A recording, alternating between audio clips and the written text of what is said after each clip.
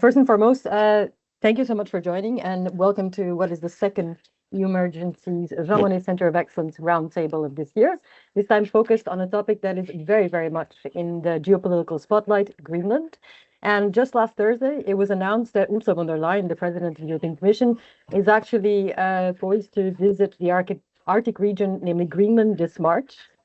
So I think we will have much more to discuss soon. And this visit comes after months of, as you know, somewhat geopolitical tension following Donald Trump's formalized intention or renewed intention after the first claim in 2019 that he would purchase Greenland, which is an island that is strategically located between the Arctic and the Atlantic, and, as everyone knows, an autonomous territory of the Kingdom of Denmark, an EU member state. These claims led to somewhat of an unprecedented situation where you had EU member states, but also the United Kingdom, sending small contingents of troops to Greenland's capital, to Nuuk, to symbolically show that European nations would be able to protect the island against eventual foreign aggression. Recent commentary has really focused on Greenland, namely from a geopolitical and international perspective.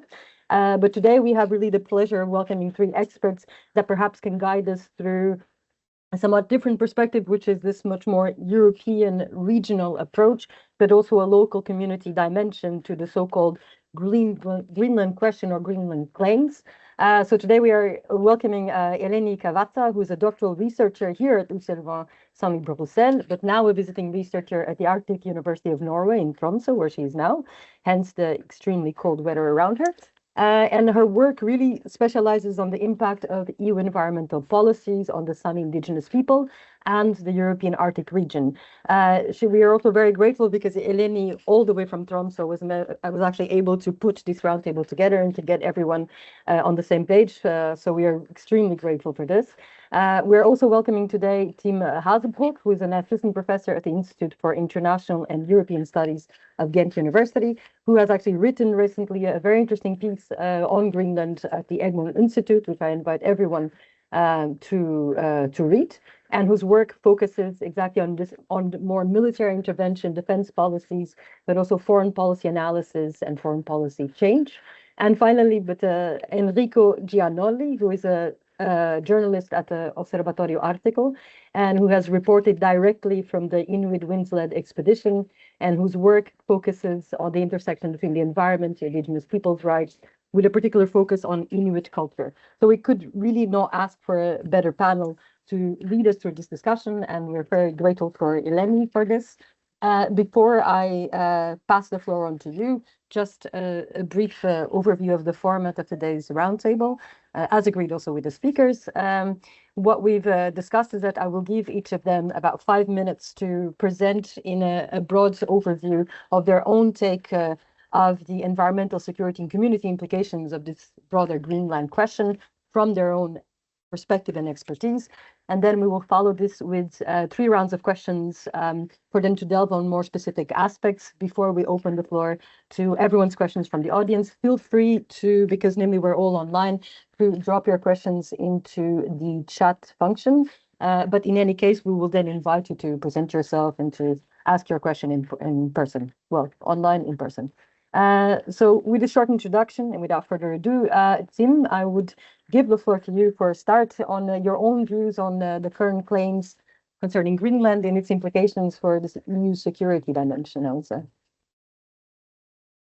Thanks for inviting me, and thanks to the audience for attending this this roundtable on a Friday afternoon, which is not all that easy. I prepared a very short PowerPoint, which I guess you can see on your screen now, just to structure my presentation a little bit. In this presentation, I will briefly go into what actually happened in January during the Greenland crisis. Then I will try to give some reasons why Trump suddenly wanted Greenland, and then I will conclude my presentation with some open questions, some things that have not yet been or not yet really clear to me now. And my main point throughout this presentation is more like that the Greenland crisis, or in fact the crisis that emerged in January, was actually a non-crisis, a non-event. When you look at what actually happened materially, not all that much happened. But then when you look at what happened diplomatically and politically, a lot happened. But in the end, as for now, I do not really see the material implications yet. So what happened in January? Well, it all started with, I think, this tweet from Katie Miller, which is simply the wife of someone in Trump's administration, of Stephen Miller, who said soon and had this American flag on Greenland. I think in a normal context, people would just ignore this and think, well, this is just the wife of or the spouse of one of the members of Trump's administration. We do not really care for this.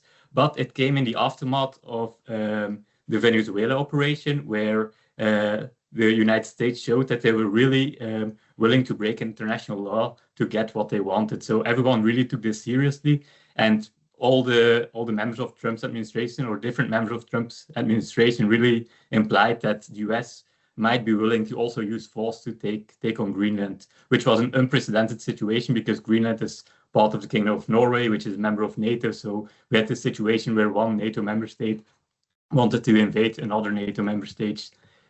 Then, like Teresa said, European countries reacted, or 8 of them reacted by sending troops to Greenland, just to show to Trump, well, we are able to defend it, not against the United States, but against China or Russia if they want to come. But Trump took this clearly the wrong way, and he said, well, if you want to defend Greenland, I will respond with my favorite instrument, which are tariffs. The European Union, of course, responded, well, okay, but then we will take our own countermeasures with the anti-coercion instrument, with our own tariffs. And things really, it really looked like there would be a transatlantic clash. But in the end, it all got solved by this guy, by Mark Rutte, NATO Secretary General, who was able to talk to Trump, and they arrived at a deal on how to dismantle this whole crisis. And in the end, this deal, or this framework of a deal, is not yet that clear, I think, to the world. There are some aspects that are clear. There was talk about there being some parts of Greenland which would fall under United States sovereignty, but which parts these are and how this deal would work out, or whether Denmark and Nuuk actually agree with this is not yet clear.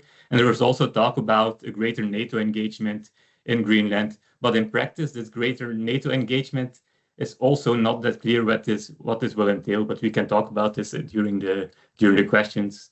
So all in all, when you look at what really happened in terms of real life things, except for diplomatic and political posturing, it wasn't all that much. Dozens of European troops, threats of tariffs, which didn't come around, and that's basically it. And one very unclear framework deal. When it comes to why Trump wants Greenland, this also does not really seem to have anything to do with tangible strategic reasons. You can come up with very strong strategic reasons why Greenland is important. For example, Greenland is located strategically very important between Russia and the United States. So if Russia wants to send intercontinental ballistic missiles to the United States, they basically have to pass Greenland. So Greenland is the best place to put sensors, to put radar systems. So Greenland is important for strategic reasons. It's also located at the Gyuk Gap, which is the gap where Russian submarines, or perhaps even Chinese submarines, would need to pass if they want to be able to target the United States. So it's also important for this reason. It's also important because new trade routes, new shipping routes are coming up, and Greenland is then important to give support to these shipping routes. So it's geopolitically very important. And it's also in line with the national security strategy of the United States, that the United States wants to dominate this part of the world. But Trump really didn't need to invade Greenland to get what he wanted in Greenland. He could have simply made a deal, or he doesn't even have to make a deal, because right now Greenland and the United States already, and Denmark already have an agreement that the United States can put military bases in Greenland and can do what it wants on these bases.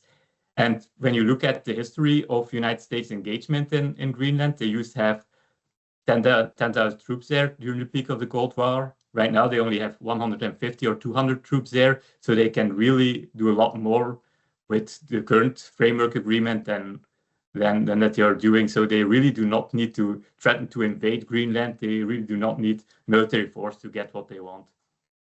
So to me, the real reason why Trump wants Greenland has more to do with his personality and perhaps even with his complete incompetence.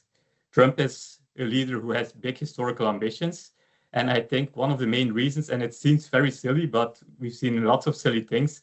One of the main reasons is that he wants to be a president who enlarged the territory of the United States and who made a clear historical impact. I also think this is one of the main reasons why he's now posturing around Iran, because I also think this is one way for him to get some historical impact.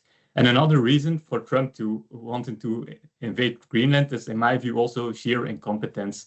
I think he and his administration really underestimated what Europeans would do to defend Greenland, that it was really that important for Europeans. So I think it's the whole Greenland crisis didn't really have much to do with real tangible geopolitical interests, although Greenland is really important geopolitically, but there were other ways to get to defend these interests, but it has more to do with this personality and these ambitions of Donald Trump, which is quite annoying for international relations scholars, because we have all these theories in which we try to predict the behavior of states, and then you have someone like Trump who just comes up with his silly personality and contradicts them also. But I think this is the best explanation.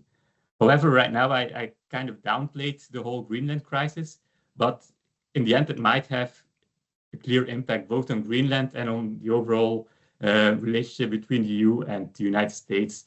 But what this impact will be will actually depend on what this framework deal actually is. To me, this is not yet clear, and it's also not yet clear whether Denmark or Greenland will actually agree with this framework deal. It's also not yet clear what the long-term impact will be on the security of Greenland, because, as I said, Greenland is geographically very important. If the United States really puts radar systems there or essential parts of its Golden Dome there, then Greenland will obviously also be one of the first targets if there would be a war again between Russia and the United States, or China and the United States. So it might have a clear long-term impact on the security of Greenland, this crisis. Another question that's still not clear to me is whether or not this is a clear break in the transatlantic relationship. Like, it was really clear that this was something unprecedented, and Europe, for the first time, I think, since the second Trump administration, really pushed back against the United States. But to me, it's not yet clear whether it's now back to business as usual, where we try to please Trump, or whether this will really be a break in the transatlantic relationship. So I think the real impact of the Greenland crisis is still to be seen in the future, which makes this panel very, very interesting, I think.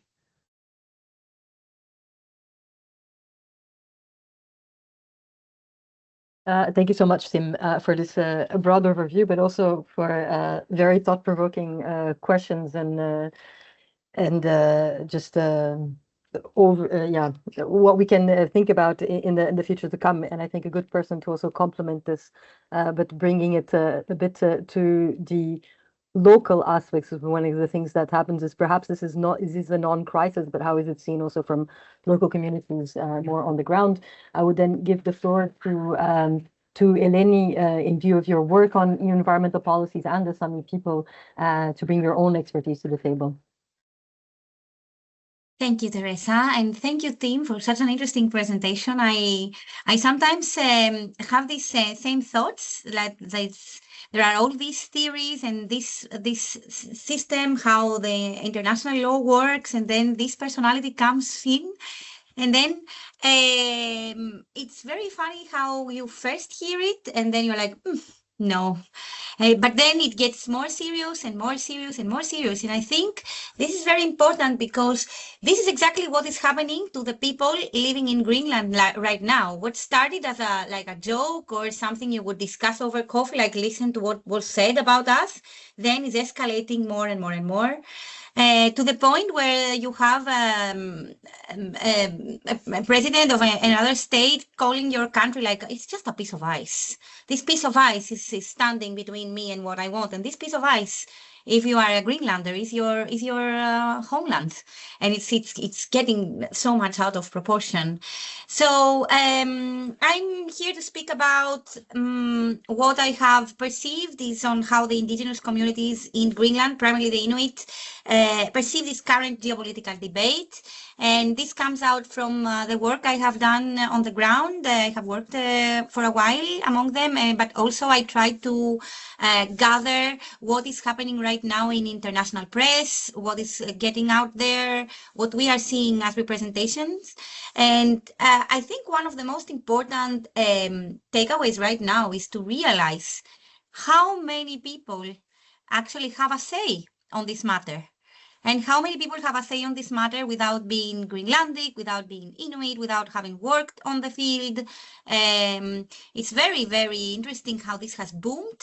And everybody feels the need to express an opinion. And then I had interesting discussions with when trying to put this panel. I have interesting discussions with people living in Greenland. And I'm very happy to say that when we came up with this panel, I actually contacted them back and I said, are you comfortable with these people talking about Greenland, talking about you? And they were like, yes, you can do this. But I was also kind of astonished that they didn't want to come forward themselves. And I have Inuit friends and I have Inuit colleagues and I've worked with them in many occasions and they're very passionate and they're very brave and they're even to an activist level, very engaged. But then when it comes to talk about this subject, they are being so triggered and it's like sentimentally detrimental for them to actually discuss it, which also is also indicative. Like we are talking about a country, someone's country, but not everyone is really involved in this discussion and not everyone has an equal say. At least as it is portrayed right now in international media.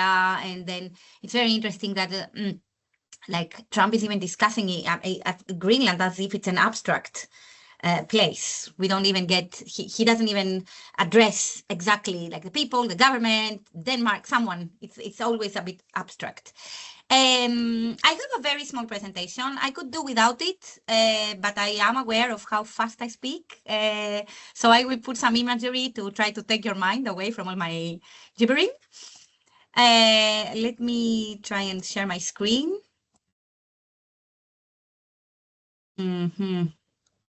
Let's see. Yes. Can you see it? I hope you can see it. Yes, we can. Okay. Maybe you could press the presentation button below so that we see the full thing. Thanks so much.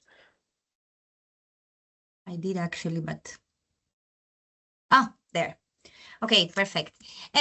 So these are basic facts, but it would be nice to discuss about it.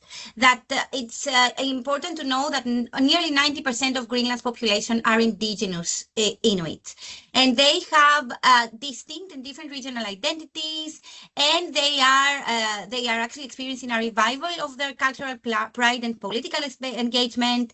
And of course, this is also due to the situation that is happening right now. Greenland is, as Tim already said, the world's largest island. It's a self-governing territory within the Kingdom of Denmark.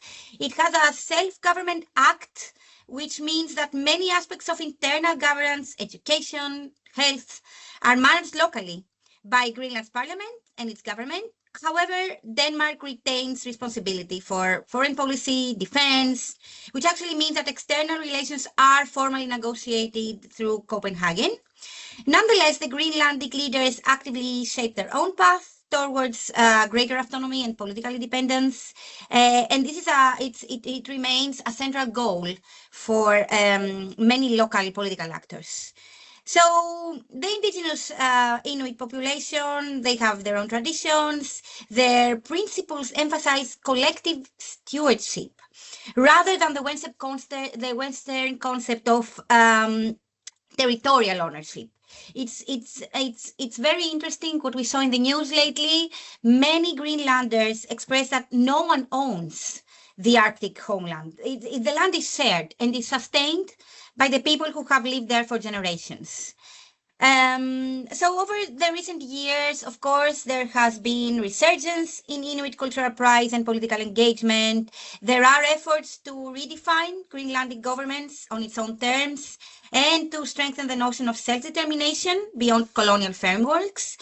In international politics, as already mentioned, Greenland has a strategic position, and it has grown this attention because of many factors: the location, the natural resources, which Enrico will definitely talk about, and the issue is that this attention has amplified, of course, the military significance.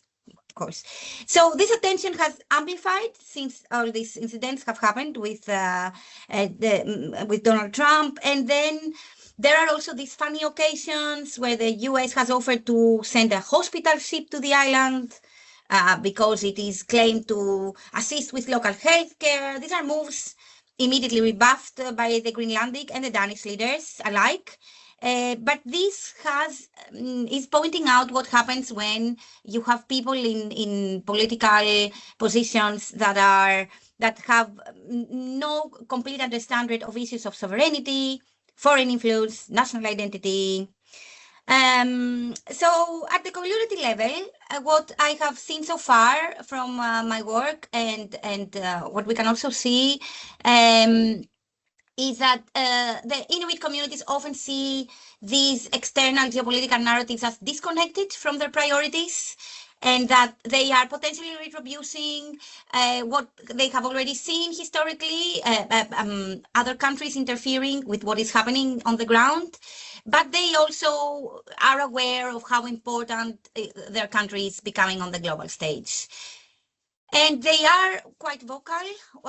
What they are expressing is that they are interested in meaningful participation in decisions affecting land and resources, that they are looking for respect for local democratic choices and cultural values, and that they are seeking environmental protection alongside economic opportunities. There is a very big discussion now taking place in Greenland about resources, which I will not delve into because Enrico will go, I'm very sure, into this. But also there is discussion about this new airport in Nuuk and what it brought, and this new EU office that has opened now in Nuuk. It's not that these actions are not welcome, but they are also handled with skepticism. And then I'm sure most of us have seen in the news, there were big protests taking place. There are actually polling data and reporting that suggest that the vast majority of Greenlanders do not want to become part of the United States and instead prefer a future either defined by deeper autonomy within the Kingdom of Denmark or reaching up as to full independence. And the debate around foreign influence has also reignited domestic discussions about how best to pursue self-determination while balancing all these opportunities and aspects that are emerging right now, economic, security needs. What is clear is that they have a desire, and we can see these public protests that happened both in Denmark and in Nuuk as marked as the biggest ones of the latest years. And it is clear that there is a desire for respect, mainly, agency, and meaningful participation in decisions affecting Greenland's future. There is public mobilization, and the Inuit voices emphasize that geopolitical narratives should not override local realities. It's this slogan about discussion about us, but without us. Like who is talking about us without us? That long-standing cultural and political identities, they must be central to any international engagement with Greenland. And in this sense, the current debate over Greenland's geopolitical status highlights that we could say it's not just global strategic competition this discussion is about. It's also this struggle, this enduring struggle for self-defined indigenous sovereignty in the Arctic that is actually brought forward right now. Thank you. Thank you so much. Thank you so much, Eleni, for we've moved from the geopolitical to this very strong participatory dimension in decisions affecting Greenland and Greenlanders and their near future. And as you said, I mean, this can be very well complemented by Enrico's own expertise that deals with this more extractivist environmental dimension in his own fieldwork in the area. So Enrico, I would invite you to then join us and bring in your own take on this. Thank you. Hello. Yes, thank you for for the opportunity.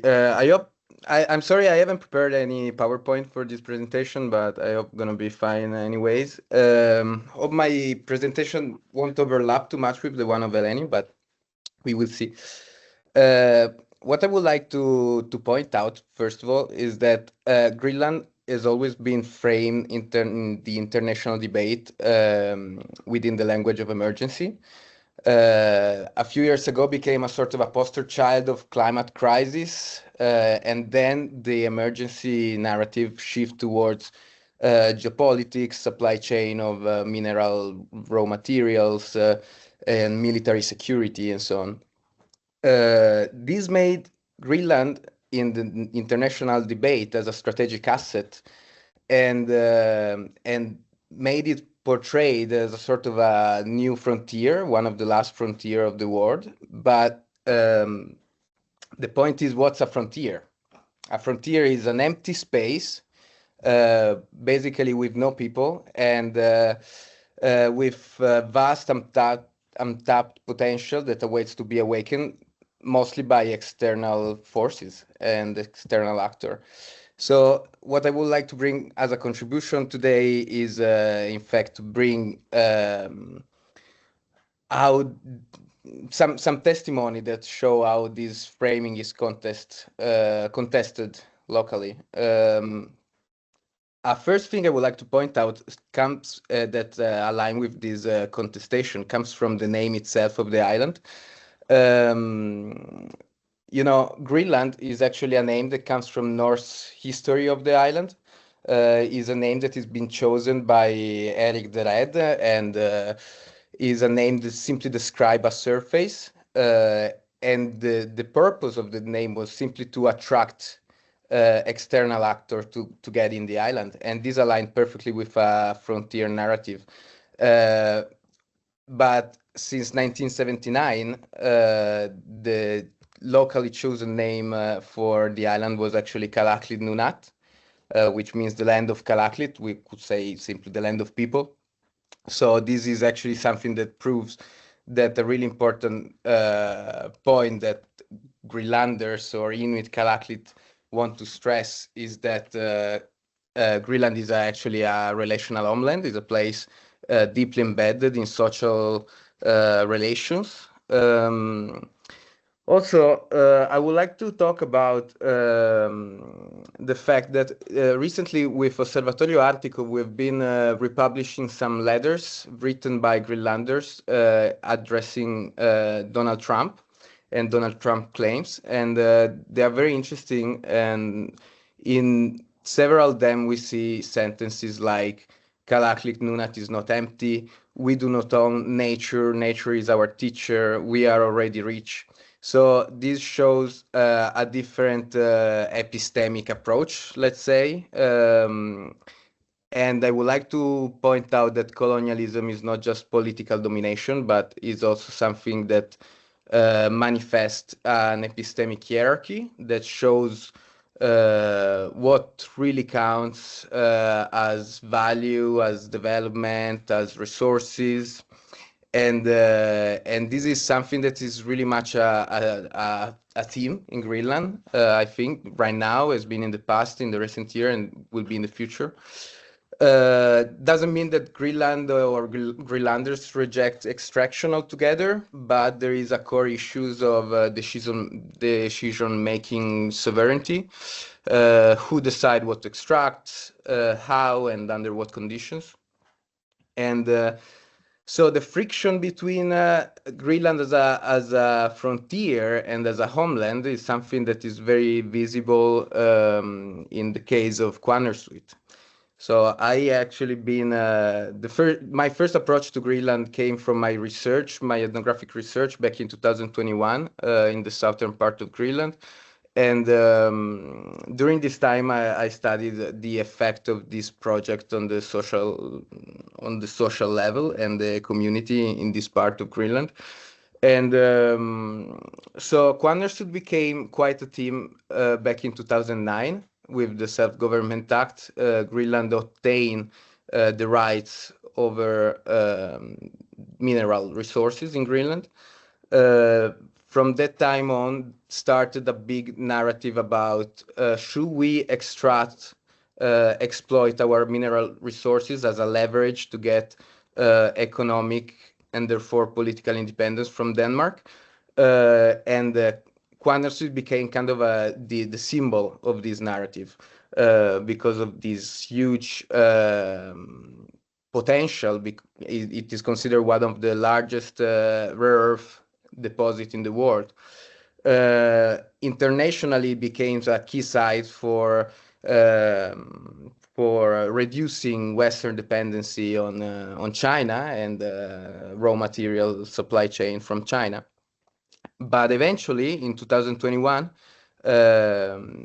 there've been some elections, there've been sort of referendums over the mine, and the coalition that was against the development of the mine actually won. People eventually decided that the environmental and social cost of the project were too high, and so they stopped it. And therefore, I believe that in Greenland, right now, the central topic is not development versus environment, but is which form of development is compatible with Kalaallit Nunaat as a homeland, and therefore where and how to determine this form of development. And that's about it for now. Thank you. Thanks so much, Enrico. I think that also introduces us well to this very quick round of questions that I would like to ask you in turn. You can answer them in the same order. Obviously, if you don't feel like answering one of them, you don't have to. But I think that's all your presentations complement themselves nicely, namely in this dimension of sovereignty.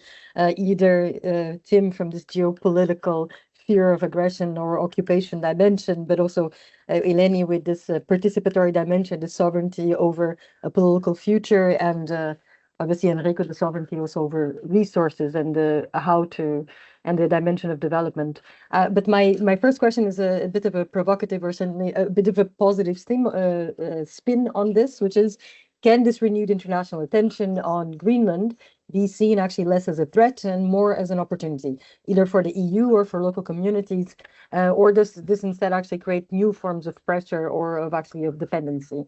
And Timo, if you want to start. Yeah, and in my view, from the point of view of European defense and security, it's not really an opportunity, but clearly a threat. The main risk or issue for me would be that the necessary military assets that Europe needs for its own defense would be diverted to Greenland to defend it against basically a non-threat, because neither the Chinese nor the Russians are ready to invade Greenland. This is just a made-up story by Trump. So for me, this would be the main thing, because Europe right now does not have enough capabilities to defend its own borders. If you would have a peace operation or a deterrence operation in Ukraine, this would already be very difficult. So if you would have to divert military assets to Greenland, this would really be a problem for European security. However, as I said, right now, the military reaction to this whole crisis has been quite limited. There is a new NATO operation, Arctic Sentry, but this is mainly an operation that brings together existing operations, like the Icelandic air policing, existing maritime operation, also a Danish exercise, and so on. And there hasn't been any real new military commitments or substantial military commitments from Europe. So also in this regard, the material tangible impact was limited, except for some military officials from France and other countries that are now involved in a Danish operation, and some Swedish fighter jets that are also involved in it. But the military consequences right now have been very, very low. So, but in the end, it could be a threat if the EU or European countries needed to divert the necessary military assets away from Europe to defend Greenland against basically a non-threat. Thanks so much, Tim. Eleni?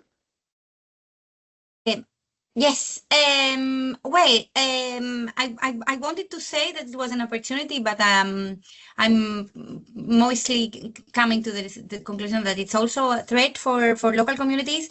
What is interesting, and it's quite indicative of many indigenous people, but also of the Inuit, is that they are comfortable in silence.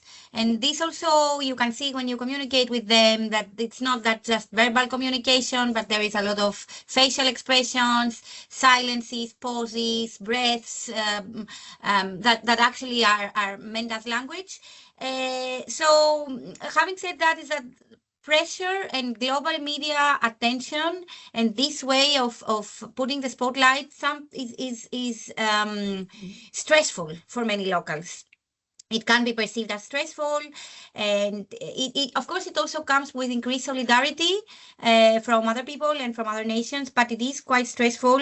And this high profile geographical rhetoric, the external focus on strategic interests is also a danger of moving the discussion away, shift priority away from local and indigenous voices, if not handled collaboratively and in an appropriate way. So they often, at least from the discussions I have done so far, the attention is not purely a threat or an opportunity, but it is something to be looked into with a bit of skepticism, depending on the lens of agency, of respect, of sovereignty. There are many layers there to uncover. Thanks so much. And Enrico? Well, I think this international attention is definitely a double-edged sword, because it can be an opportunity, and it can strengthen the bargaining position of Greenland, and in a way it already showed that is happening. Like Greenland is getting more subsidies from Denmark, and many people in Greenland say, Denmark started finally to think about us in a way. Also, it's interesting the fact that Trump's statement made the political miracle of getting Greenland and Denmark closer than ever, even if was probably wasn't his plan, but this is what happened. And this can be an opportunity, of course, but it's also true that the political movement for independence is getting weakened by this situation. Many people think that this can be a big renunciation of a long path that has started at least since the 70s and is inscribed in the Self-Government Act. But at the same time, other people are actually seeing that the most pragmatical position is actually to remain within the Kingdom of Denmark. And I was actually impressed by the fact that Akka Luklinge, which is a politician, an activist, ex-president of the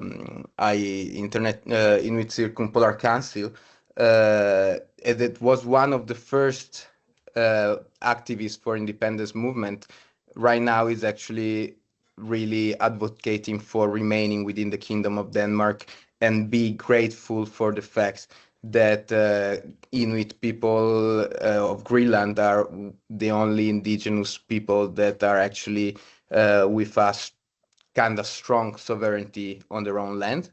So it's kind of a very peculiar situation and can have a different way. At the same time, the securitization narrative, so the security logic, this global urgency for supply chain and military security can also be, I think, quite of a dangerous situation for the environmental and social level of Greenland.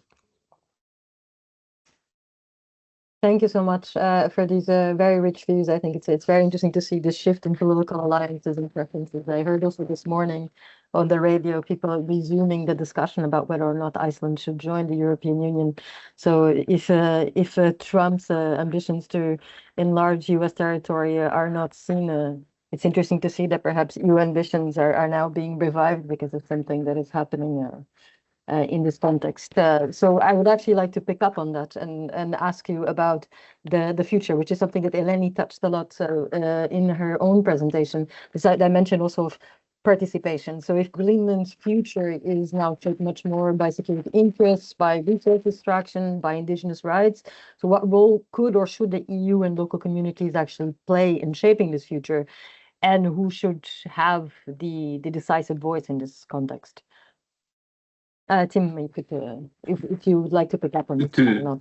To me, the answer is quite straightforward. I think it should be local communities, because this is not only a matter of ethics and morality, but also a matter of international law, that there is sovereignty, and the people who should decide on their own future or local communities. I do think Europe, and especially Denmark, have some responsibility for Greenland to help them guard their sovereignty, which is not all that easy now with all the pressure. But I think especially Denmark has a huge responsibility, and through this also the European Union, although Greenland is not part of the European Union, so it doesn't fall under Article 42.7, which is a mutual assistance clause. I do think European countries have some responsibility, especially the European NATO countries, because in the spirit of the NATO Charter, they do have a responsibility to defend the territory of all members, also of Denmark, and so also of Greenland and of the Greenlandish population. Also, from a perspective of international order, I think it's very important that this sovereignty rule keeps being respected. So to me, it's clear it should be the local communities, mainly for moral and ethical reasons, but even from my perspective, from a perspective of international order, from a perspective of international responsibility, it should be these communities and not anyone else. Thanks so much, Tim. Eleni, I would guess you would agree. Yes, I completely agree, of course. And I think that local communities and their elective representatives should have the final say. But I have to say that lately, after what I'm studying and what I'm reading and what I'm perceiving around the world, I'm starting to really wonder whether this is a hope that the people among us who still believe that the international system works in a right, it's an ethical way. I still have doubts about this, and I have these doubts more and more because I'm thinking as we get more and more to the position where the states fight over geostrategical targets and this race for resources and safety and security, I think that these ethical concerns are being more and more easily marginalized. And then what I see more and more is that now these decisions are being taken without even the pretense of following an order or what is ethical or what is right. So I'm very, very skeptical and worried about what will happen in the future. And I think it's quite unfortunate that these really vulnerable Arctic lands are getting this much significance, and they are being equally tied with security, either from the US side or from the EU side, and with energy security even more and more. I think this is a misfortune for them, unfortunately. Thank you, Eleni. Enrico? Well, of course, I'd say that local communities should have the last voice. I think that's clear at this point. But and also, because I mean, cases like Quannersuit mine shows us, something that can be strategically important and beneficial for the EU or for a global level, can have very different implication and different effects on a local level. So it's clearly a problem to find a balance between the interest of one actor and the other. Also, I share the worries of Eleni, because it's true that Greenland has quite advanced framework for defense of indigenous rights, like, for example, for what concern mining projects, the free and prior and informed consent. But at the same time, for what had been my experience about the Quannersud mine, many local people actually pointed out that the consultations for mining are most of the time much more procedural than substantive. They actually are more, someone told me, it's just a circus, is something that is more around legitimizing mining narratives rather than listening to local people concerned. And so this is something that should be pointed out. And I think the EU is probably the best partner in terms of mineral exploitation for Greenland rather than China or US, absolutely. But at the same, because in the EU memorandum they did in 2023, where they actually agree on a cooperation for mineral resources exploitation. They talk about sustainability and partnership with local communities, but the real test is to see when it comes a political no, like it has happened with Quannersud, but for a strategic target of the EU, what will happen, if they will accept it, if they will force the operation of the mining. I think this is a point. There's already a question, I think, from the audience, but I do have just one last question for you three, and then I think we should really change to the audience that has I'm sure, very interesting, not only questions, but perhaps also their own views to share on this. I think there's a thread to everything you have said, but then I would call it much more this instrumentalization, either because this is a non-crisis and we're instrumentalizing Greenland for completely different processes, but also instrumentalizing local communities and narratives for things that have other ulterior means. But my last question is a bit of drawing on your own practice and field work, which is how do these levels of global power politics, economic projects on the ground, and local democratic processes actually connect in practice in Greenland? Tim, if you would like to pick up. To me, mainly focusing on the global stage, the thing that I think we learned from Europe, or from a European perspective, is that if we really want and our vital interests are at stake, and the fact that Trump threatened sovereign territory of a European state is really a vital interest, a textbook vital interest that was at stake, then Europe can in fact push back and can stand its grounds against the United States. And I think from a global perspective, from a European perspective, this is the main takeaway point.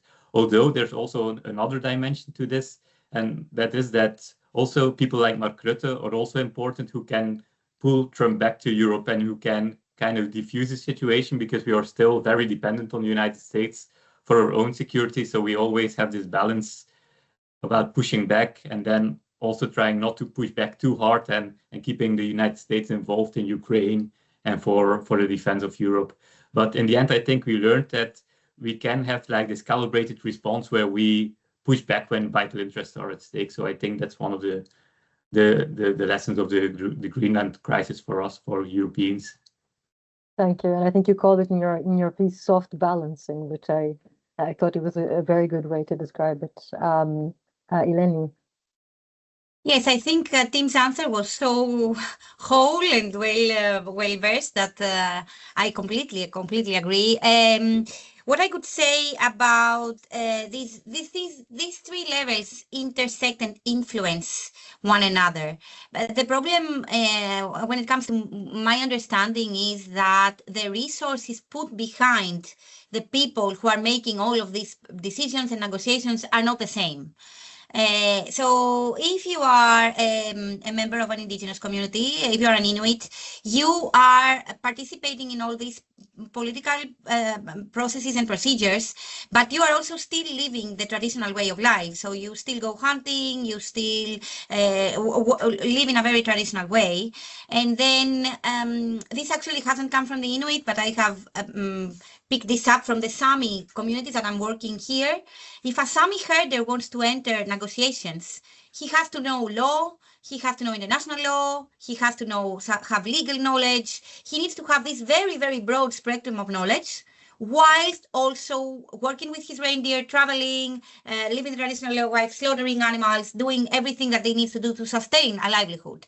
So without resources, without financial resources, and without counselors to tell him what to say. So the same applies when you put the Inuit in the mix. So they have to, of course, they are part of the dialogue, and of course they can raise debates. But when it comes to decisions being made, the pressure they can apply is equivalent to the resources they have, and they have less resources than the EU or NATO or the big companies or the industry lobby, etc., etc. So I think these levels are interconnected, but the balance it's a bit outbalanced. Thanks, Eleni. Enrico. Well, about the possibility from from local people and local and small organization, I must say I've been positively impressed by what Greenland and Greenlandic people did about Quannersuit, but it's been such a a revelation to me because they actually started the movement against the mines started in Narsak, which is the small town in front of this mountain, and started from fishermen and especially sheep farmers that were the one more affected by the mining process in Quannersuit. And they actually started to connect it through Facebook mostly, which is a very important tool actually, paradoxically, ironically, in Greenland to communicate among a very scattered sort of settlements. And through this movement that they created, which is called uranium no thanks, because uranium is actually the Quannersuit mine is actually also as well the 7th largest deposit of uranium in the world, and that was their primary concern. Actually, they actually managed to spread the voice all around Greenland, and eventually through the election of 2021, they actually made a very important, significant result through the democratic process, which is actually something very impressive to me, especially considering some experience of movement against big public opera in Italy, But other than that, I would like to say also that this global power politics is, of course, affecting a lot Greenland and putting a lot of pressure in terms of mineral resources. Quannersuit was an example, but there is also Tambriz, which is like the sister project, very close to Quannersuit, is part of the same geological intrusion, and is a very big deposit of rare earth as well. And that one is looks like it will be open relatively soon. And also there are more than 100 licenses of exploration all around the coast of Greenland for mining, even though right now there are only 3 mines that are operating and of relatively small scale. So the mineral pressure it's on Greenland, and I would like to point also a thing that there is also a local dimension to be considered, because Greenland has 56,000 people, and around 20,000 people lives in Nuuk, in the capital, and for the rest, they are very small settlements. And Greenland is experiencing since the 50s and the 60s, from the modernization period, is experiencing a strong process of centralization in some town, in some city. And so my concern is when there is a tension and there is a request throughout a narrative of urgency and security, and also there is some potential national interest in terms of economics and politics, then comes the tension between what's the national interest and what's the local of some peripheral community interest. And this is something that Greenland will have to sort out, I think. Thank you, Enrico. And thank you so much for on this cautionary note by Enrico, and after all these very rich contributions. I think I'll pass the floor to the audience. We already have one hand raised by Bart Fontaine. So if you could introduce yourself and ask your question, this would be great. Thanks so much. Hi, my name is Bart Fontaine. I am policy and strategy and foresight consultant. So I'm dealing a lot with geopolitical contexts, of course, in all kinds of sectors and in all kinds of countries where I work. So I would like to turn this quickly in a scenario, and that doesn't mean that I don't agree with all the things you've said, but I wonder, what if now there was like a bully, a big elephant entering the porcelain shop, right? But imagine a much more sophisticated approach from America, giving people money. 57,000 people, give them each 1 million. It's 57 billion. It's peanuts, I mean, for America, right? Or you give it as a 3,000 per month kind of dollars, kind of monthly forever to every person in Greenland.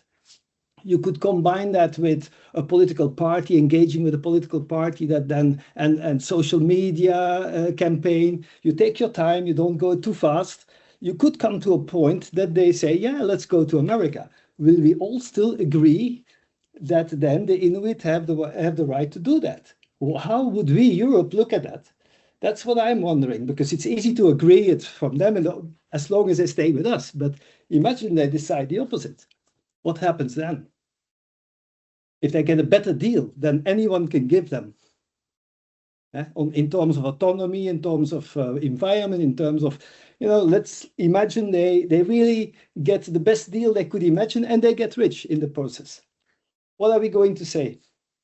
Thanks, Bart. I would let each speaker answer in turn, or if you all want to, you can also pick up on all things that you wanted. But Tim, if you have something to add.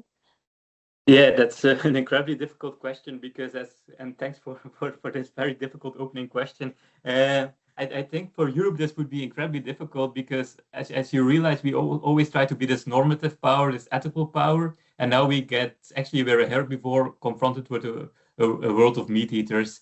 And this kind of things with a more sophisticated, more competent US administration would be the way to go. And there are actually opinion pieces which say we should go in this direction. I don't know whether it's a feasible scenario. The experts on Greenland will do this, but what Europe would do, I think we should always play to our strengths. And as Enrico said, the fact that we take into account environmental considerations, we take into account the rights of indigenous populations, I think we should play this card and say, well, although it's a bit hypocritical given the colonial history of Denmark and all the stuff they did there, I think we should try to play this ethical card and not go into a bidding war and play the game of America, but try to play our own game and really say, well, but in Europe we have these environmental regulations, so we will not destroy the whole island, which we can expect from someone like Trump.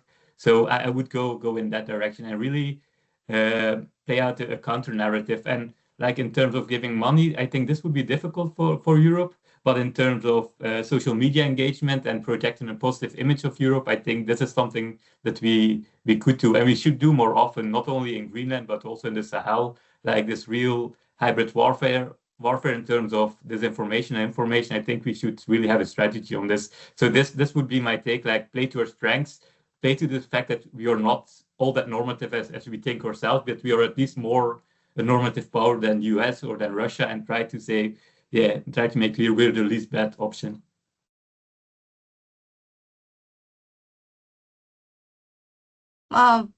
Yeah. If it's my turn to go ahead. Sorry. I'm sorry for jumping in. For me, this is a question I have come across before. And I have to say, what happens with this question is that it's a very valid question, actually, but it's a very valid question if we look at it from our eyes, and the way we treat society, and the way we decide what our needs are, and the way we think that being rich is enough. So I'm very hopeful that it doesn't work this way with indigenous people, and that the values of traditional way of life, of connection to land, and of some priorities they have on the way they want to raise their children do not cross paths with how much money they have. They value much more other aspects. So if we would turn this question and say that if they got the best deal for them, then if the best deal would assume that we leave Greenland alone and they are allowed to live in the traditional way of life and they are allowed to pursue what they have been pursuing for centuries, then good for them. It would be great. That means everything stays on the ground and they are unapologetically themselves, because most of their misfortunes right now are happening when they intersect with our values and our needs and what we build on their land and what we want on their land. Food is getting expensive in Greenland. Basic food is getting expensive because it has a pressure also from tourists, from people working there that are not Inuit. They are actually quite self-sustainable, at least the ones I have worked with. So more or less money won't make a huge difference for them. But it's a very valid question. I completely agree. It depends on where you look at it. Well, I didn't say only money. I said give them a deal and also their traditional lifestyle and everything. Imagine that's just like that is extra, right? Yes. Are we still following them if they go to America? That's. But we have to be aware that if they go to America, where will they find what they need to live in their traditional way? Because we also have to remember that the Inuit living in America, because the Inupiat are now in quite a difficult situation because their lands are now being exploited and sold, and they're having really difficult times. So I'm not really sure. I think it's happening the other way around. Like people of indigenous origin from the US are now moving to Greenland. I'm just trying to test how strong our commitment to them deciding remains if they decide something else, because now we're very confident they will not want to do that, etc. But when that changes, I still remain very confident. Then I wonder how strong our principles will remain, right? Yes, I completely understand. Enrico, would you like to build on that? Yeah, sure. Well, there's been already the rumor a few weeks ago about Trump wanting to give around $100,000 per person in Greenland, which is really ridiculous amount in my opinion. But the reaction of it, they've been quite united, and it has been we don't want it. For which reason? Well, actually, we addressed one of these in one of the letters we republished with Osservatorio article was mentioned before, and the reason are several. And one is, of course, the one that there's some values that indigenous and Inuit people share that are not absolutely aligned with the US values. So first of all, there's no private property, or better, there's no private land in Greenland. Nobody can own land in Greenland. And this is something that clearly is not working with United States mentality. Then they definitely have still a big memory of what has been the colonial past, and also what's the colonial present, in fact, that is still present in many ways anyways. And so they really don't want to repeat the same history just with a different language. And they definitely are not, naive, and they definitely know that for $1 million per person will come, something in return, and the something in return will be giving their land, and their land is something that is really embedded in their own identity. And so if they lose that, they lose everything. Money doesn't count. To be honest, many people, it's a team, the fact that many villages in Greenland suffer of unemployment, and many people have no much money, and there is lots of social issues related to jobs and so on. But also there are places in Greenland. When I've done an expedition in the middle of the ice cap, we got to Pernavik, and there were some town, some small settlement close to Pernavik of fishermen and hunter, and they were telling me that there they fish and hunt a lot. They have lots of money, these hunters, and they don't know what to do with them. You know, because once they have a couch and a television and two snowmobile and a boat and whatever, what it really counts for them is nature. You know, then I don't want to be, you know, to follow too much of a idealizational representation of Inuit indigenous value. You know, it's a society that has been influenced by modernization and by you know, the market and so on. So who knows? But so far, I think it's very, very, very hard that they will accept, you know, giving their land, knowing who they have to deal with. Thank you very much for that. Thank you. Thanks so much, Enrico. Good to know that there's always a catch. There's a second question from the audience by Haesebrouck. If you could turn on your camera, introduce yourself, ask your question, please, Jane. Yes, so I won't turn my camera on for personal reason, unfortunately. Absolutely But, fine. Hello, everyone. Thank you for the presentation and the discussion. I found it so interesting. So my name is Mutesi. I'm one of the Poland master student from Madame Cabrita, and also aside, I'm a decolonial ecology consultant. So I wanted to build on the conversation around the historical colonial past of Europe. And that is the question that I'm asking to you is we can see, I'm only going to talk from my area of expertise, which is the Afro-descendant reality and African continent. But we can see this geopolitical shift of African nation turning themselves to China or Russia regarding raw material agreements for a lot of reasons, but I know from my knowledge is also about the sensitivity and traumatic colonial past regarding Europe, which is still a very sensitive subject. And so I'm wondering how the EU can position itself regarding the Greenland, because as it was mentioned, it's a little bit hypocritical to think that I don't know, the Inuit people will just follow the EU with closed eyes and seeing the EU as their savior, if I can speak in that way, on the geopolitical scene without thinking about the colonial past. And it's also hypocritical from the EU to just think that it can act as a savior as well without acknowledging this colonial past. So yeah, I don't know if my question was clear, but I'm just wondering from your knowledge perspective, where the EU stand on that field. Also looking at how China and Russia are moving in this context and playing also on like trying to pull from this colonial history, which is one of the EU's biggest weakness, to attract all these nations. So yeah. Thank you so much, Mutesi, for the question. I don't think you guys get any easy questions today. Now you have a colonial perspective also to answer. Tim, would you like to give it a go? Yeah.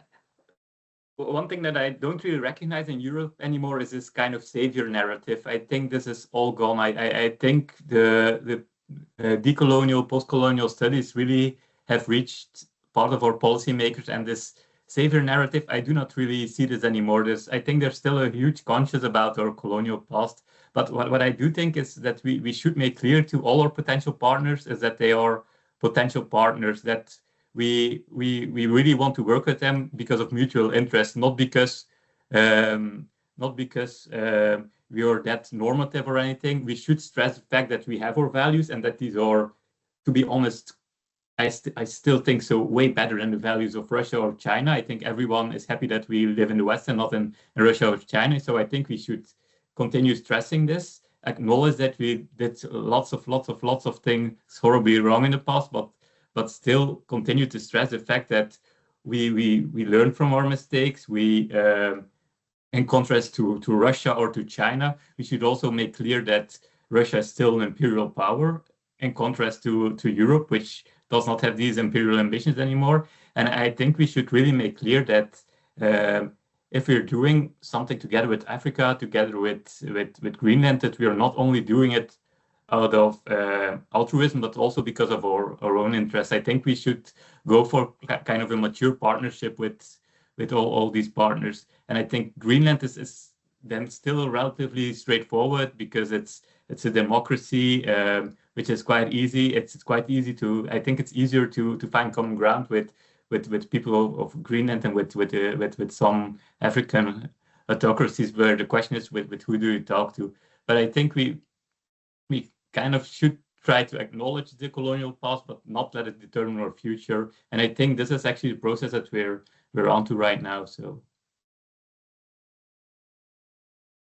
thanks so much, Tim. Eleni, feel free to jump in. Thanks. Yes, well, I agree with Tim, and it's true that the European Union has not formally issued comprehensive high-end apology, like high-end level apology, or direct acknowledgement of its own historical colonial past in Greenland. We have this saying in Greece that says, when you have a lot of blind, follow the one that has one eye. So I'm thinking that in a very simplistic way, the EU is now presenting itself as the most humane option for Greenland right now, and that it says, listen, I'm coming here. Of course, it's very obvious that when the EU opened an office in Nuuk, this newfound interest from the European Union to open an office in Nuuk was coming back from some interests. But then, because I followed this, I also saw the person that they sent there, and this person that they sent there was not a random bureaucrat, but actually a person that had really worked a lot in expeditions and in Arctic environments, and was in Nepal working with indigenous communities before. So I'm thinking what the EU is doing now is it's not coming presenting itself as a savior due to moral reasons only. It's coming with a viable solution, saying, listen, here we are, this is what we have, and we are going to try to treat you in a respectful way and find a balance in what we bring and what you want and what we all get out of it. It's more, for me, it's more like the best commercial deal right now that they are trying to present. At least is this my option, my view. Thank you, Enrico. Okay, well, China's interest have been present in Greenland actually a little bit, not that much, but a little bit, and actually there has been some pressure from the EU and from the States as well in order to avoid this Chinese investment. They actually wanted to invest in some new airport back then, a couple of years ago, and the EU, convinced the government of Nuuk not to do it in exchange of paying for this airport finally, and also interest of Chinese in mining sector are present. That there was like 12% of shares in the Quandersuit project. They wanted to be in the Tambarits project as well, but because of US and EU pressure, they removed that option, and now they actually gave the project to a US-based company called Critical Metal. And also, I would like to point out the fact that Trump did the biggest mess for US because just before Trump, the Greenlandic population wasn't that much against the US. Actually, they look at it as an alternative to Denmark, because the Denmark colonial period is clear, and there's a lot of rage against Denmark, and there has been till yesterday. But So actually, US was the real alternative for Greenland, and they wanted really to cooperate more.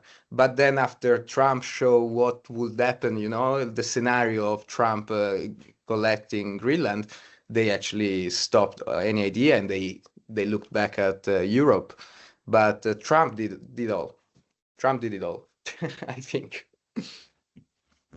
Thank you, Enrico. I feel a bit uncomfortable in thanking Trump in general for allowing us to move forward geopolitically, but I think it's a very good point. There are questions for the audience. I don't see any raised hands, but feel free to raise them or to jump in if you have specific questions to the speakers or just one speaker in particular, for instance. If no one has a direct question immediately, I'll wait a bit. But I do have a question, but it's a bit more direct. It's a bit hypothetical, but which is on the enlargement of the EU. Picking up a bit on what Enrico said, are we to thank Trump for further integration at the EU level? And I don't mean just further integration in the field of defense, which arguably is very much the case, but also of enlargement. I mean, the talks about Iceland joining actually the EU, which is something that has been, in the back burner for a while, are now being revisited. So, can we expect maybe, depending on how long this attention to Greenland take, to actually see a shift also towards more EU integration? I think in terms of enlargement, it's very difficult to see and there aren't that many valuable candidates anymore. We did see that the enlargement fatigue that characterized the European Union up till 2020, basically 2022 is gone. Like now we want to integrate Ukraine, we want to integrate Moldova, because what we realized with the current geopolitical situation is that there is no room anymore for spaces in between. All spaces in between, like Ukraine, Moldova, perhaps even Iceland, Greenland, or contested. So for many of these countries, it seems like better to take shelter in the European Union than to stand on their own. Concerning Iceland, I do think it can be difficult, because if Iceland wants to join the European Union, they will have to take into account the whole acquis communautaire, all the EU rules, also regarding fishing and stuff.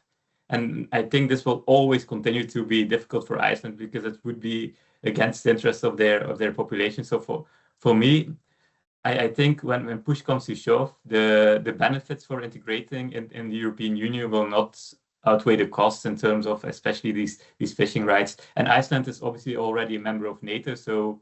And I think even if, which I don't think will be the case, but even if the transatlantic relationship would break, there will be an alternative, European, Canadian alternative in which Iceland will also be part. But I don't see it as easily happening that countries like Norway or Iceland suddenly want to fully integrate in the European Union, because they have interests that go against this. Thanks so much. Eleni, if you want to jump in, or Enrico. Yes, Tim is much more of an expert on these issues than I am, but what I can say is I think some of these scenarios are just springing up because the world is in a bit of a shock of how fast and how unpredicted these things are happening. And I know that lately it seems as if the European Union is only reacting, but not being proactive to anything, just reacting to whatever happens. But I would like to say this, and I feel about this, about the international community in general, that now that things really got out of hand when it comes to Greenland, I think the European Union overall handled it in the end in a satisfactory way. Like I think in the end it actually stood its ground and managed to throw some sand over this crisis and make the fire less. And I think this will be the case. I hope this will be the case. I think that the European Union will always try to trace on a de-escalating effect than escalating. And I agree with Tim that an enlargement right now is not a priority or something that would happen very fast. I hope at least this is not the case.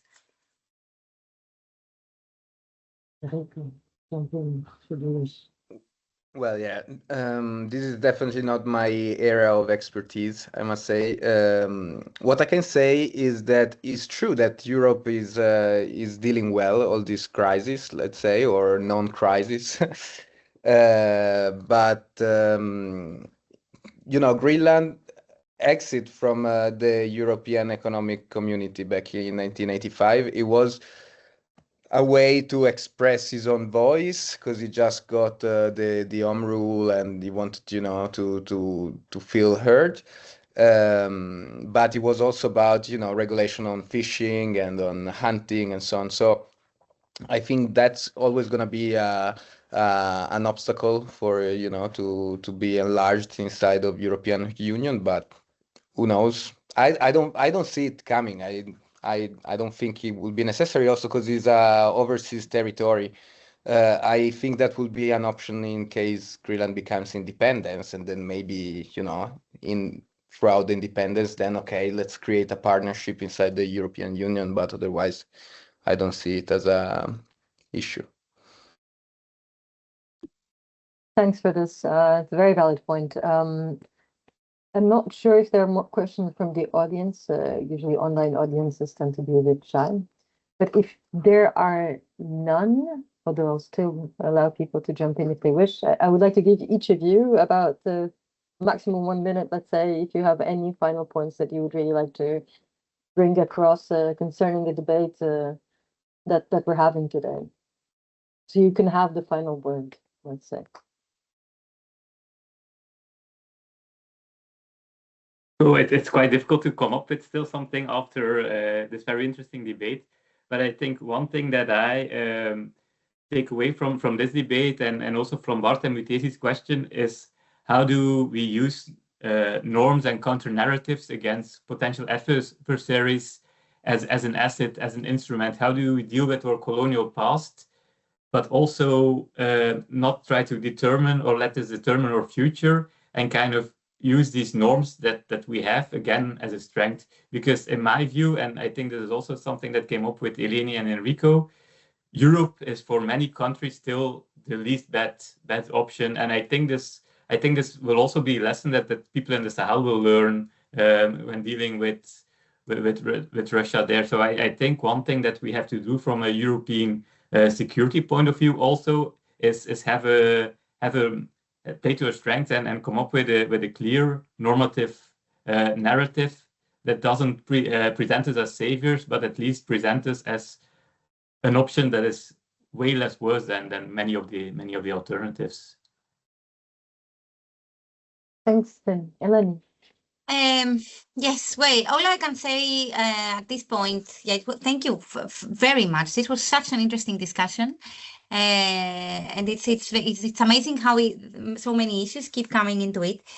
I can say something that is really a cliche, that we live in really turbulent times, and that what one can do while navigating these fields and discussions is like never be completely sure that nothing will change, because this is the time where everything can change and everything can turn into something else. So at least what I would like to take away out of this roundtable is that we can be hopeful, and we can choose to take different paths than the ones that are dictated by mere development when it comes to resources or security.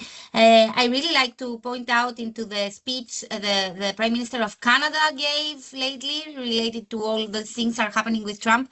This is how I like to look at things, and this is what I hope the international community will bring.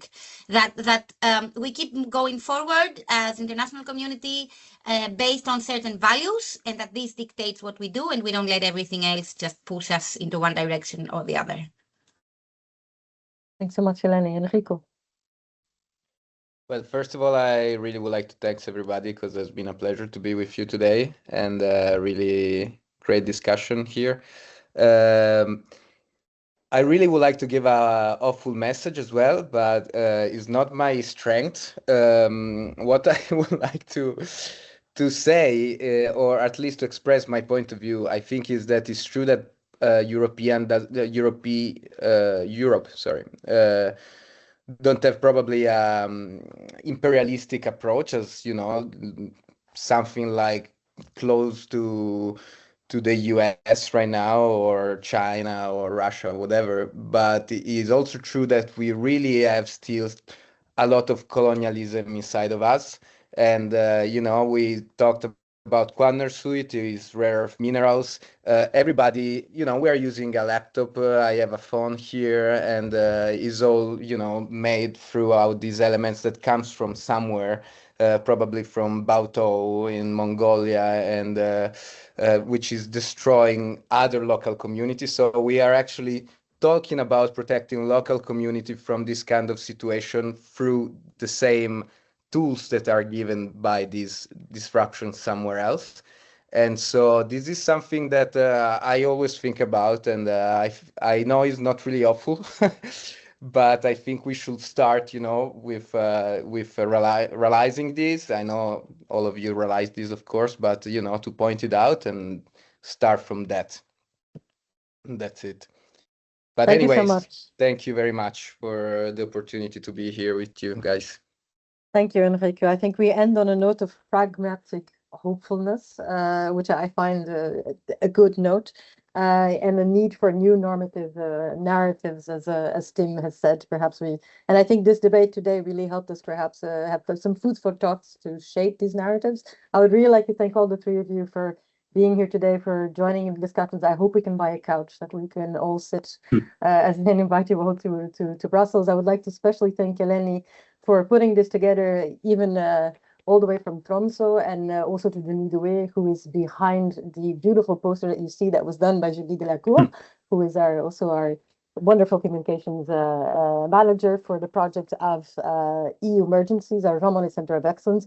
If you're interested in our events, I really invite you to check out our website. On Monday, for instance, there's a roundtable on the rise of violence against environmental defenders in the EU, which is also a very pressing topic.